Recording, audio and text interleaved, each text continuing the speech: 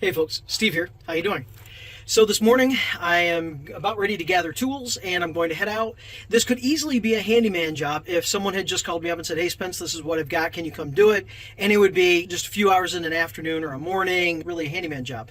However, I'm not calling it a handyman job, I'm calling it a change order because we are on this job, we are wrapping this job up. It was a kind of a $15,000 remodel. They just tacked onto this, hey Spence, while you're here, can you? And the answer is always, yes, I can. If you want to pay for it, I can do it. They had asked for a bank of 3 black switches where they don't really have any other black switches on the first floor. They wanted these 3 swapped out to white, no problem, in a new cover plate.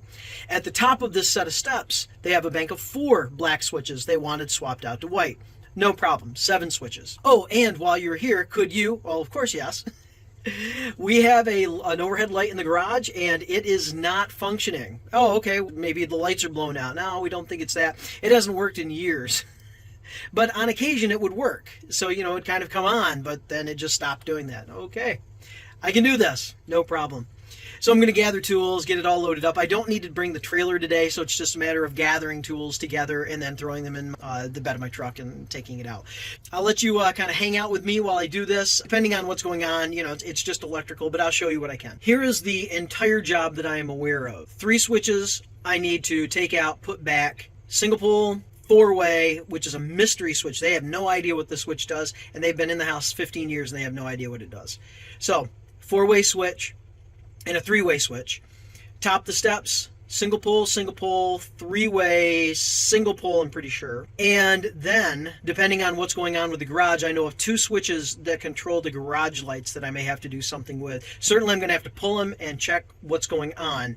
After that, then I will maybe swap one or the other. I may have to rewire them. I'm not quite sure. But that's what I've got going on, and that'll be locked up with the troubleshooting of this garage light. All right, well, at the end of the video, I'll show you what tools I take with me, what tools I use, what tools I don't use. I'll throw that at the end of the video.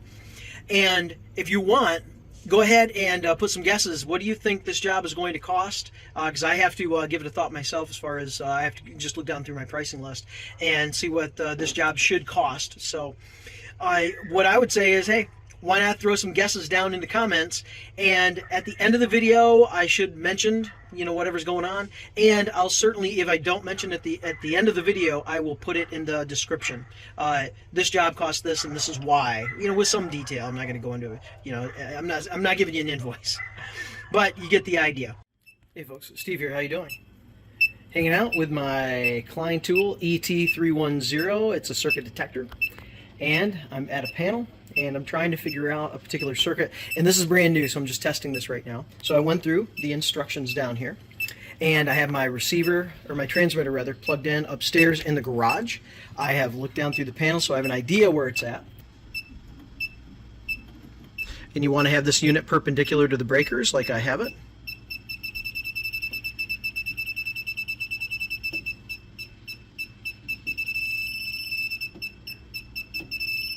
That looks like it's it, but let's confirm.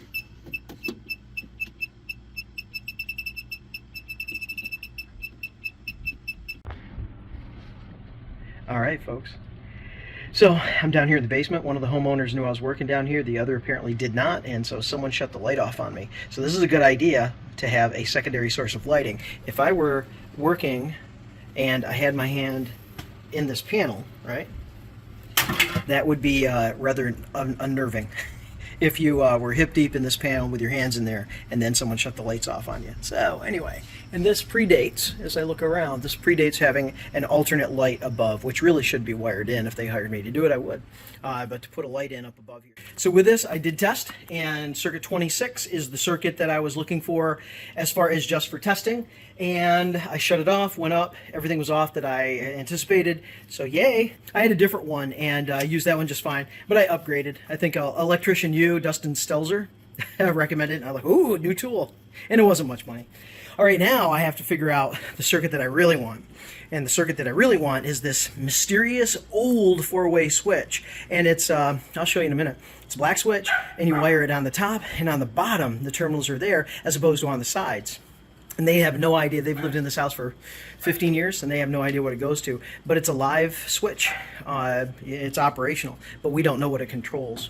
So I want to figure out what circuit it's on so I can shut it off, because it's pretty tight wiring there. So here's the switch I'm looking for, at least to figure out what the circuit is. And then after that, I have no idea to figure out exactly what it controls. They hadn't figured it out in 15 years, but here we go. So here it is. I have a red and white wire on the top for one circuit.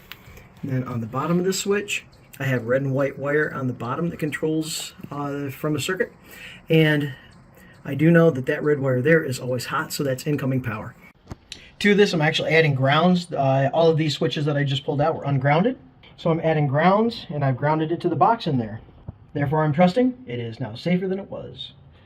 No idea on the mystery switch. I know what particular circuit it is, so I can shut it all off. Make notes. I'm making notes as I go, so I do not have to repeat my detective work along the way. I know exactly what everything does, what circuits everything are on, so I'm not having to repeat the process over and over again as far as, hey, what circuit was that again? Yeah.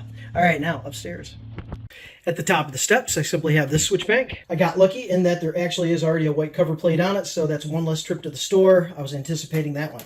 These 4 switches, left, that light. Second from left, light straight up above, which I was hoping was controlled also by that switch at the bottom, but it doesn't look like it, since this, yeah, it's a single pole switch. When it says on off, it's going to be a single pole switch almost every time, maybe every time. Third switch is the light at the bottom of the steps down there, which I knew was 3-wayed. And then switch number 4 is this fan that I actually swapped out not too long ago. This is all on the same circuit, so I have that circuit off so I can do what I need to do, and I have the switches to do it. This is more recent. These are old school. And it looks like, yes, this is a 3-way. Everything else is single pole, so it's just a matter of making sure I get this 3-wire correct and testing it before I plug the box back in. However, I notice we have a ground here. None of these ever received a ground. The wires may actually be grounded in here, and it looks like they are in the back. I see some grounds in there, so I will be able to tap off of that, and I will be able to ground everything in this box before I leave. So I have this kit. When I started doing a lot of electrical with the previous company that me and another guy formed, I was kind of the electrical guy, and anything and everything electrical came up, that was me. I've done electrical for a long time. I had not done it like intensively as I did then, so I realized I needed to assemble kits like this one. Here's a kit that I assembled with a lot of 632 up there in various sizes. Down in here you get your 832s, and that's going to be for a lot of your fixtures and your boxes.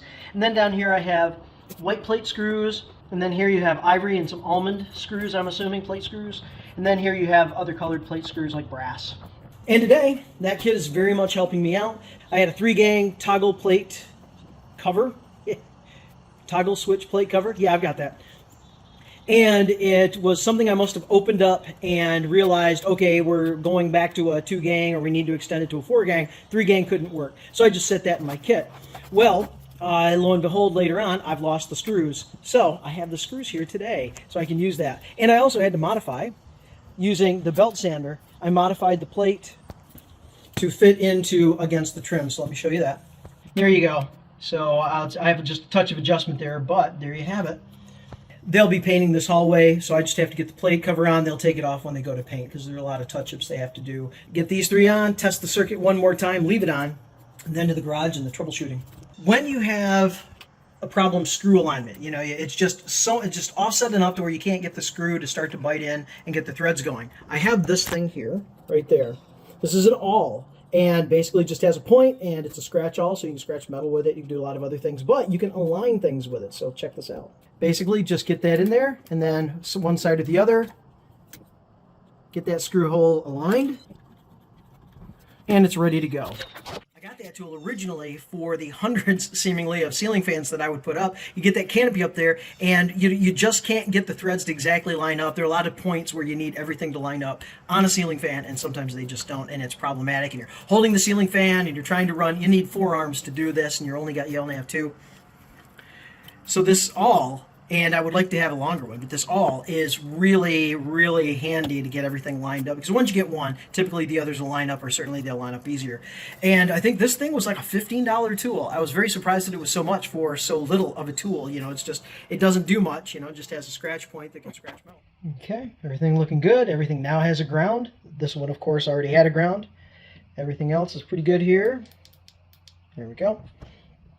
I've taped up what I can do as far as the single poles. I'm not worried about those. There's only really one way they go. And on this three-way, I want to make sure that I have my travelers on the right terminals. And so I will hit the breaker, and then I will test that one. And if that's okay, I will tape this up, turn the breaker off, get everything back in the box, and go downstairs and get everything back in the box, and then call this part done. Everything tests just fine. Three-way was wired correctly the first time. So the breaker will go off.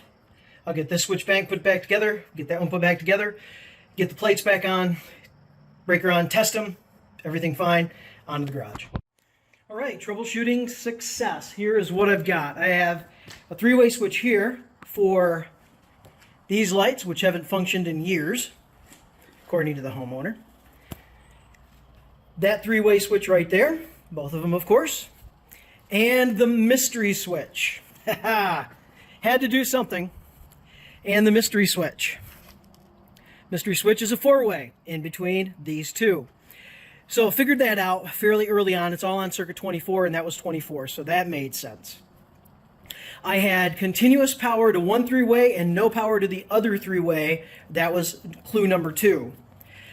So, circuit off, put a brand new switch here, made sure this and the other three-way matched as far as wiring patterns, because this was an old switch, that was a new switch, so both of them now match as far as style and as far as wiring.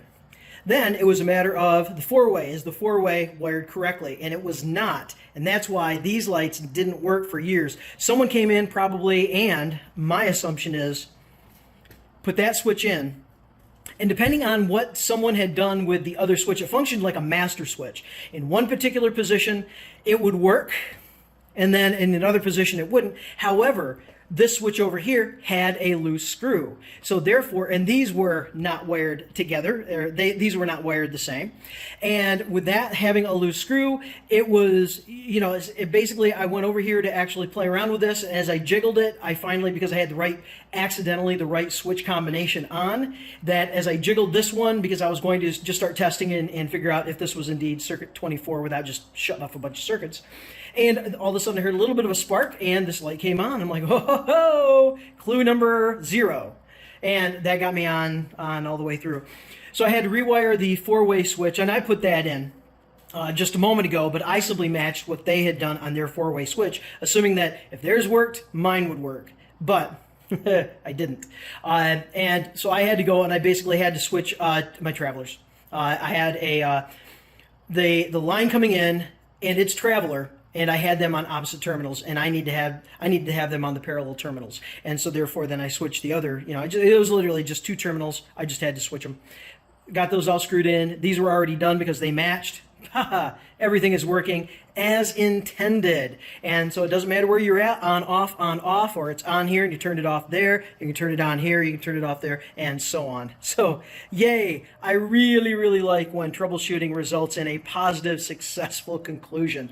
It's worth any frustration along the way. This was just a puzzle. There was no frustration at all, especially once I knew I could get the lights on. Then it was a matter of making them come on as I want them to, as opposed to just occasionally. All right, hey, I can clean up and get out of here now and go have some Italian sausage, peppers, and onions. All right, y'all take care. Have a great day. Like and subscribe, please. SDS Construction. We love you. Love us back.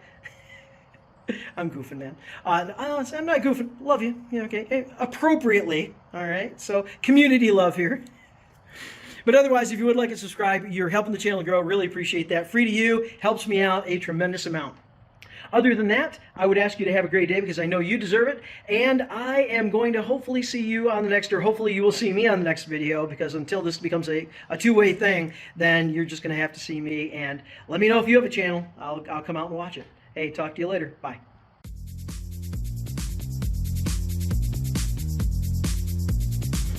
Okay, tools on this change order job to include troubleshooting this light that is now on. Yay.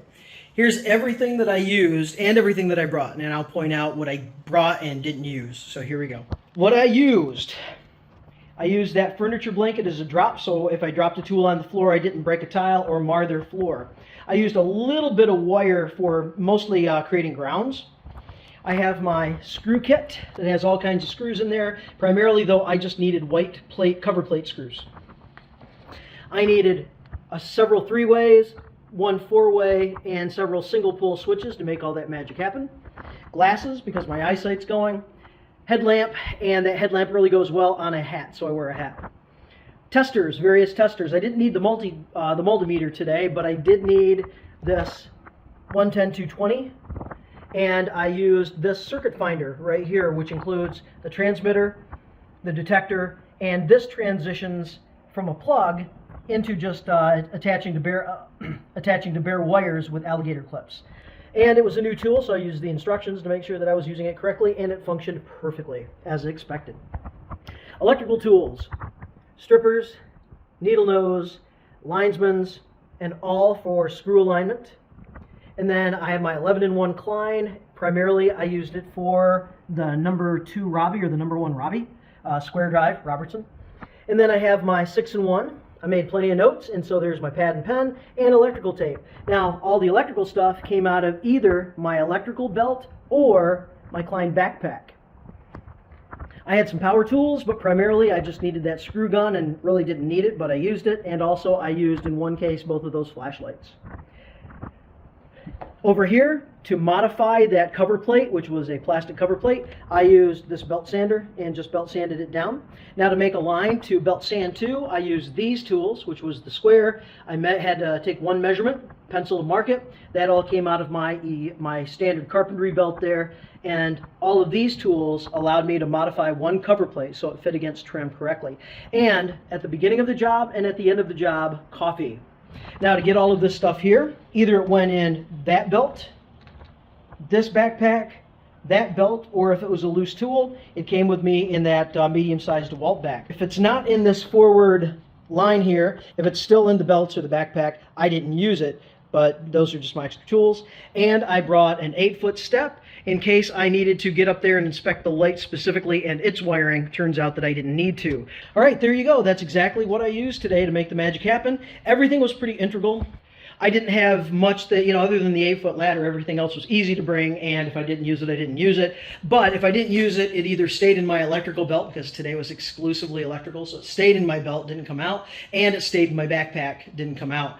I accidentally grabbed my carpentry belt, and I wasn't even thinking when I loaded it, and as I was shuffling things around the back of my truck, I realized, whoa, I don't have my electrical belt, but I have my carpentry belt. So I left it there, went and got my electrical belt, and it turns out that it was nice to have the carpentry belt because of the tape measure, and specifically more the speed square than anything else to make that nice straight line, so I could just belt sand to that line. I do have a tape measure with my electrical gear, but I do not have a speed square. All right, well, there you go. It was a pretty good time, pretty good day. Minimal amount of tools, really. I mean, a lot of stuff, but it wasn't huge, and I didn't need to bring the trailer for that. Now, all I have to do is load out and head out, and I'll leave the light on for them so they can come home, see it's on, and then they'll start turning light switches and know that it works. All right, well, this concludes this job. Everything else that we did in there, we just was about a $15,000 remodel. This was simply an add-on, so it's a change order, and I decided to do this at the tail end of the job. So we're literally all cleaned out, ready to go. I think we have one thing to do on this job, and that is my buddy Kyle is going to come, and he bent some aluminum for this trim here that he's going to flash that like it was flashed before, because we swapped that door out. So that's the last thing, and then I can come back and collect the check for that. All right. Have a great one. You deserve it. See you on the next video. Bye.